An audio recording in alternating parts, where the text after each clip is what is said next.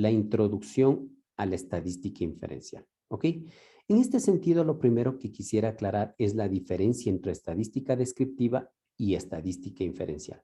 Tal como les había mencionado la primera clase en la que desarrollé el tema, les había mencionado que la estadística en realidad es una asignatura, una rama transversal a todas las asignaturas. Es decir, todas las otras asignaturas o todas las otras ciencias utilizan la estadística de una u otra manera. ¿Okay? Como ustedes habrán visto, en la rama de la medicina se usa la estadística para muchas aplicaciones, tales como verificar temas de enfermedades, promedios de personas que tienen cierta enfermedad, etcétera. Lo mismo en la ingeniería, en la industria, etcétera. Entonces, la estadística es una asignatura, una rama transversal a todas las asignaturas, ya que todas hacen uso de la misma para mostrar sus datos, los datos de la variable que están analizando. En este sentido, como ustedes pudieron verificar, nosotros en el primer bimestre habíamos visto todo lo referente a la estadística descriptiva, que básicamente consiste en recopilar y presentar la información. Ese es básicamente lo que se entiende o lo que se conoce como estadística descriptiva. Recopilar y presentar la información. Recuerden que ustedes lo que hacen para estudiar alguna variable es levantar una muestra, es decir, tomar los datos de una población y presentar esos datos para que las personas los puedan entender. ¿Cuál es, por ejemplo, la media de sobrepeso? ¿Cuál es la media de ingresos? ¿Cuál es la media de alguna variable que ustedes estén analizando? Entonces, en eso consiste la estadística descriptiva. Simplemente reflejar o describir lo que está sucediendo en la población a partir de los datos proporcionados por una muestra. Eso es básicamente lo que hace la estadística descriptiva. Ahora, lo que hace la estadística inferencial es en realidad ir un poco más de allá. Utilizar estos datos, los datos que se recopilan a través de la muestra, para tratar de pronosticar o predecir lo que podría suceder con una variable en la población. ¿Qué sé yo? Por ejemplo, ustedes quieren saber el ingreso promedio de las personas. Como no pueden preguntar a cada una de las personas que trabajan en relación de dependencia, no les pueden preguntar o no pueden levantar una encuesta para saber el ingreso que tienen, lo que hacen es tomar una muestra, a esos individuos de la muestra les preguntan y en base de ese dato, de esa media que ustedes calcularon de la muestra, ustedes pronostican o dicen aproximadamente en qué valor podría estar la media poblacional, es decir, la media de todos los individuos. Eso es precisamente lo que hace la estadística inferencial. Tomar los datos de la muestra y decir o pronosticar cuáles serían los datos poblacionales. ¿Ok? Y esa es la diferencia básica entre estas dos estadísticas, la estadística descriptiva y la estadística inferencial. ¿Ok? En este sentido, lo que primero vamos a analizar son las distribuciones de probabilidad continua. Nosotros ya habíamos visto la semana pasada las distribuciones de probabilidad normal. Y como les había mencionado hace un momento, las distribuciones de probabilidad normal no son más que un tipo de distribución de probabilidad continua. ¿Por qué? Porque trabajan con variables continuas. ¿Ok? Entonces, la variable continua, la que se está analizando, produce una distribución de probabilidad continua y eso es precisamente lo que se utiliza para tratar de pronosticar o tratar de decir lo que sucede con una variable en la población después de haber estudiado los datos de la muestra. ¿Sí? Eso es básicamente lo que se hace. Entonces, claro, lo primero que les quisiera mencionar es que hay una familia de distribuciones de probabilidad uniforme. ¿Sí? Hay una familia completa de este tipo de distribuciones y ustedes pueden ver aquí la ecuación para determinar precisamente la media, ¿sí? La desviación estándar de cada una de esas poblaciones. Recuerden que ustedes pueden obtener esa información, ¿sí? Simplemente con el levantamiento de una muestra. Y esto en parte ya lo habíamos visto dentro de las distribuciones de probabilidad continua. Respecto ahora, vamos a verificar el tema de distribución de una familia de distribuciones de probabilidad normal. Las distribuciones de probabilidad normal ya las habíamos visto la semana pasada y les había mencionado que están dadas por esta ecuación, ¿sí? Por esta ecuación donde se incluye la desviación estándar y la media poblacional. De esa manera se calcula la distribución de probabilidad. La distribución o la función de distribución de probabilidad es una función exponencial porque depende del término exponencial en donde se encuentra precisamente la variable que se está analizando, en este caso X. ¿Sí? Y ese es precisamente un tipo de distribución de probabilidad continua. En este sentido, la distribución de probabilidad normal es un tipo de distribución de probabilidad continua.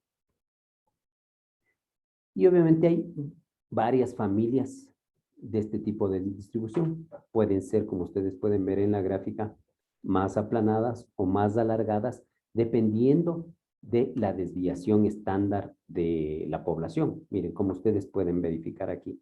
Si es que hablamos de una desviación estándar pequeña, esta curva tiende a ser más alargada verticalmente. Si estamos hablando de otro tipo de desviación estándar, comienza a aplanarse. La curva comienza a aplanarse conforme la desviación estándar aumenta. ¿Okay? Así ustedes pueden verificar aquí. 3 tipos de curva con distribución normal, con desviación estándar de 1.6 gramos para cada uno. Como la desviación estándar es la misma, la altura va a ser la misma. ¿Sí? Lo único que difiere, obviamente, será la media. Y aquí tienen otro ejemplo de este tipo de distribuciones de probabilidad continua. ¿Sí? Si es que, como les decía, la desviación estándar es más pequeña o más grande, la distribución, la curva va a ser diferente. Miren, aquí se encuentra una curva de distribución continua, de una probabilidad continua, con una desviación estándar de 26. Por tanto, es más alargada en el eje vertical. Si seguimos aumentando la desviación estándar, en este caso a 41, se va a ir aplanando la curva, tal que si, miren, ya en el caso de 52, la curva va a ser más aplanada. Y entonces imagínense si tendrían una desviación estándar de 60 o 70, ya la curva sería simplemente más aplanada, pegada al eje horizontal. Y la distribución de probabilidad normal estándar nosotros ya habíamos visto la semana pasada y está dada por esta ecuación. Está dada por esta ecuación. Z igual a X menos la media de la población sobre o dividido para la desviación estándar de la población. Así se calcula el valor normal estándar, ¿sí? Donde X, como ustedes pueden verificar aquí, es el valor de cualquier observación. Mu es la medida de la media de la distribución y sigma es la desviación estándar de la población. Y claro, hay una tabla correspondiente a cada uno de esos valores. Por ejemplo, para Z igual a 1.662, el valor de la probabilidad asociada a ese dato de Z será de 0.4357. Me voy a ir hasta la gráfica de acá arriba. Bien, aquí. Para un Z igual a un valor específico, en este caso aquí sería 0, los valores hacia la derecha son positivos y los valores hacia la izquierda son negativos. Para un valor de Z igual a un valor determinado, la probabilidad se considera como el área bajo la curva, tal como les había mencionado la semana pasada. En este sentido, si es que Z es igual a 1.34, por poner un ejemplo, el área bajo la curva de ese valor será de 0.4099, que es precisamente la función de probabilidad o la probabilidad asociada a un valor de Z igual a 1.34. ¿Sí? Veamos precisamente un ejemplo dentro de las aplicaciones de la distribución normal. Aquí dice, los ingresos semanales de los supervisores de turno de la industria de vidrio se rigen por la distribución de probabilidad normal con una media de $1,000 y una desviación estándar de $100.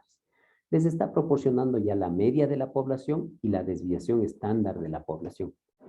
Como les está proporcionando esos valores, ustedes ya pueden calcular el Z correspondiente para esos valores. ¿Sí?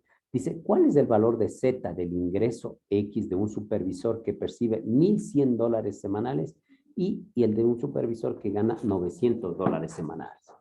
Es decir, ¿cuál es el valor de Z asociado? ¿Cuál es el valor de Z asociado a $1,100 y cuál es el valor de Z asociado a $900? Sabiendo que los ingresos semanales tienen una media de $1,000 y una desviación estándar de 100. Lo único que se hace es sustituir en la ecuación, ¿sí?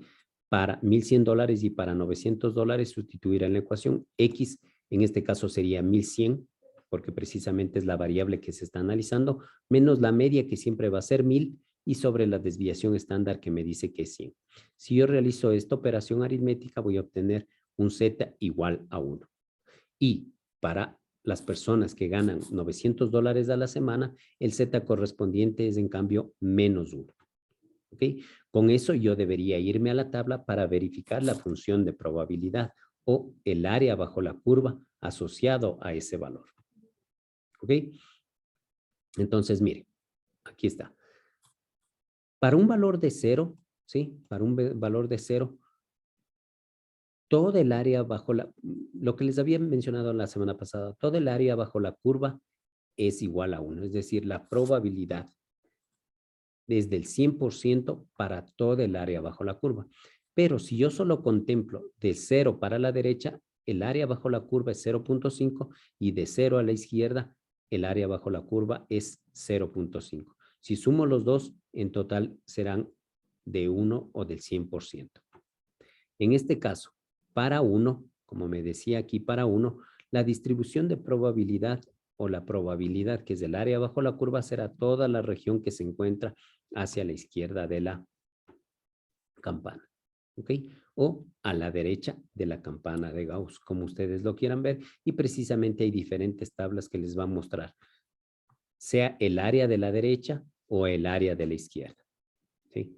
Por ejemplo, si es que Z, una vez que ustedes ya calcularon el Z es igual a 2, el área bajo la curva, dependiendo de la tabla que utilicen, será esta o será toda la de la parte izquierda, dependiendo de la tabla que se utilice. Ok, veamos un ejemplo precisamente para aclarar este tema.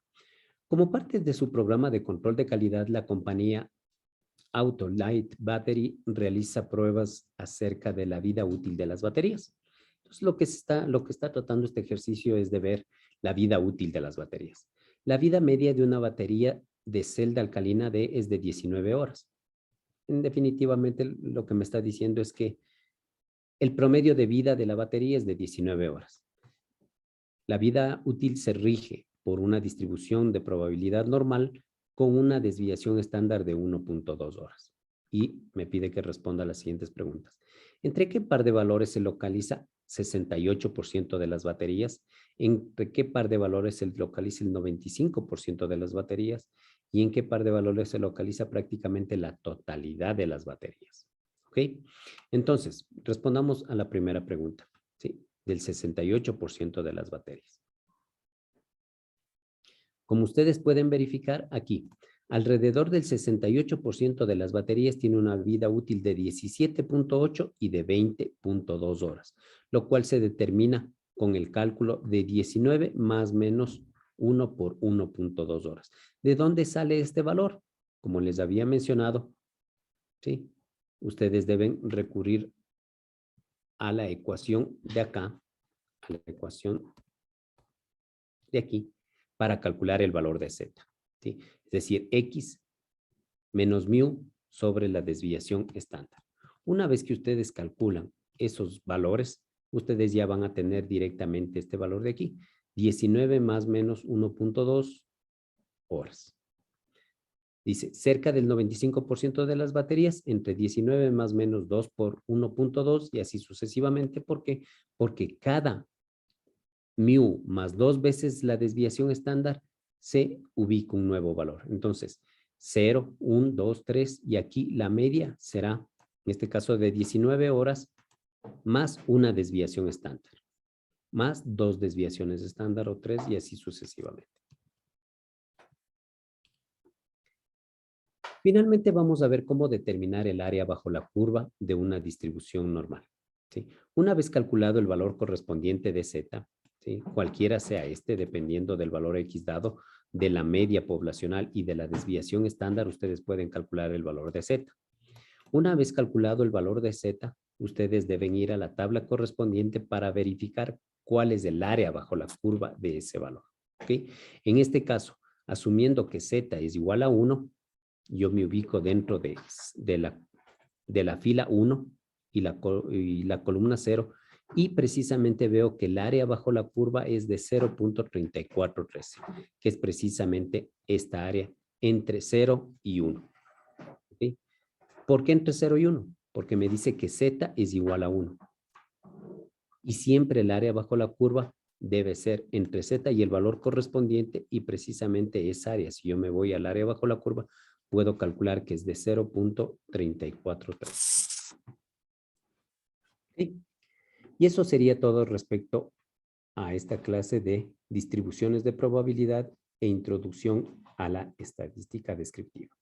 Gracias y buenas tardes.